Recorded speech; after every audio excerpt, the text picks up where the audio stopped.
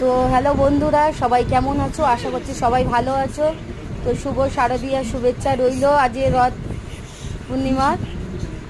তো আজকে তো জানো তো রথযাত্রা, তো তার জন্য ছেলেকে এই রথ সাজিয়ে দিলাম।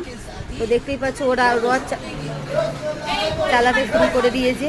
তো এই যে রথ আনছে। তো আজকে তো পাঁপড় খেতে হয় তেলে ভাজাতে, যেরকম পারবে খাবে। তো তার জন্য আমাদের সব প্রস্তুত। আর ও এখানে দোকানে কেন বাইরে খুব বৃষ্টি হচ্ছে, তার জন্য দোকানের মধ্যেই চালানো হচ্ছে রথ। তো তোমরা সবাই কেমন আছো? তো দোকানের মধ্যেই ও চালাচ্ছে, দেখতেই পাচ্ছ সব কাস্টমাররা ভর্তি হচ্ছে।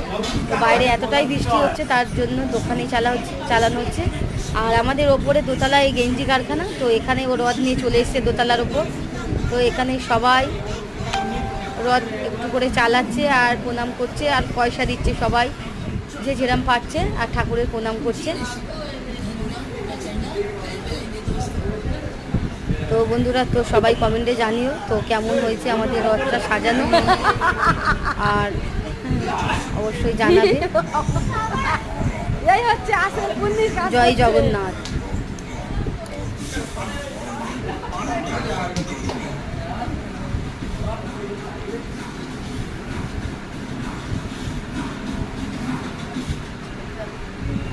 জানি রে, আমি যেন ফোন দেখি না, এমন করছিস যেন তুই দেখিস,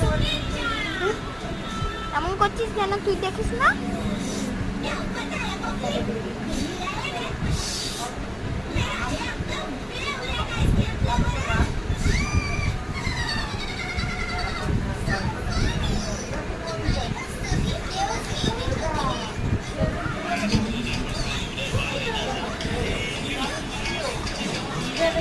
তো বন্ধুরা, তো আমার ভিডিওটা কেমন লাগলো আজকে।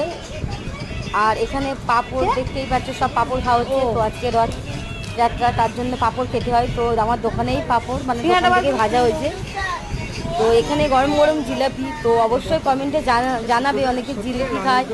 তো কে কোনটা খেয়েছো আজকের রথযাত্রায়, তো অবশ্যই কমেন্টে জানাবে। তো আমি তো আজকের পাঁপড় খেয়েছি, আর এই মিষ্টির দোকানে চলে এলাম একটু মিষ্টি নিতে।